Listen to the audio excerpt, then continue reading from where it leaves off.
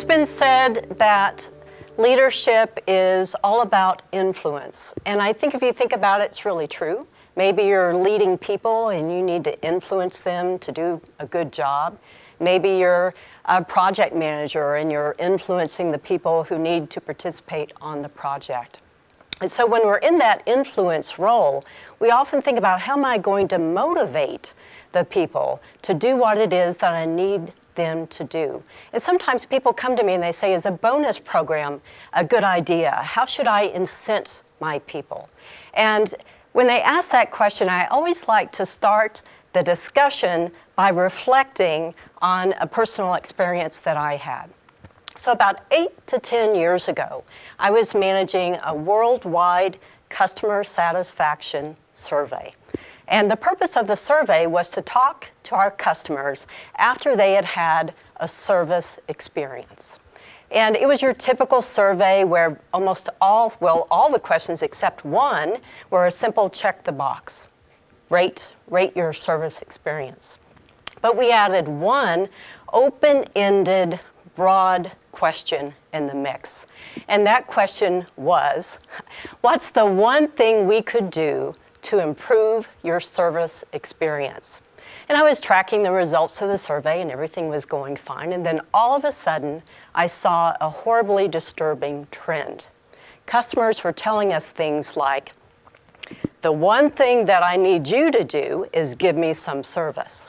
Why haven't you called me?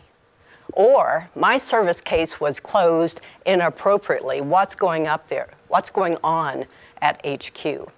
And I was quite disturbed by this. So I called a few of my friends on the engineering floor, and guess what? A bonus program had gone into place recently. And as I asked a few more questions, here's what I found out. The engineers who performed the service calls only got the bonus if they closed all service cases within 30 days. So what do you think was happening out there?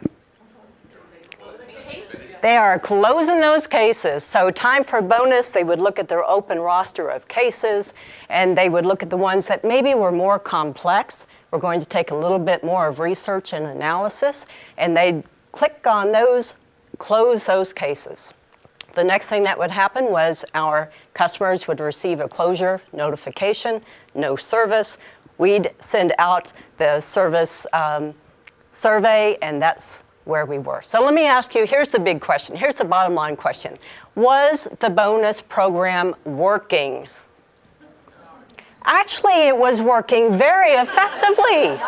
It was driving behavior we had never seen before.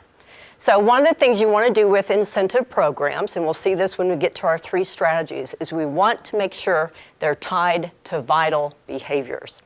So what vital behavior do you think we wanted to tie the survey to? Improve service, excellent customer satisfaction, definitely. But we didn't. We tied it to closing cases within 30 days. We'd never had an issue with it before, now we did. Why? Because what we created was so effective.